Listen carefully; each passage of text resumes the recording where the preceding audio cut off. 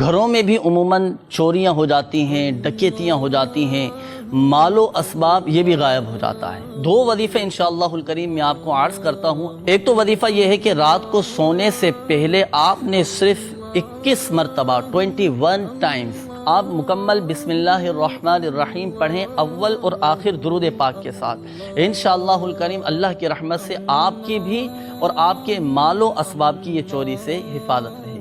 اور یہ بڑا کمال کا، بڑا شاندار یہ وظیفہ ہے، اور بسم اللہ الرحمن الرحیم کے بارے میں علماء فرماتے ہیں کہ یہ اسم اعظم میں سے ہے، اور اسم اعظم کے ساتھ کی جانے والی دعائیں قبول ہوتی ہیں۔ اب آئیے دوسرے وظیفے کی طرف، اور وہ کون سا وظیفہ ہے؟ وہ ہے آیت الکرسی۔ جی، رات کو سونے سے پہلے آپ نے صرف ایک مرتبہ آیت الکرسی پڑھنی ہے۔ روایتوں میں آتا ہے کہ جو کوئی رات کو سونے سے پہلے آیت الکرسی پڑھے تو اللہ تبارک و تعالی اسے، اس کے گھر کو اور اس کے گھر کے آس پاس جو گھر ہیں ان کو بھی محفوظ فرما دے گا۔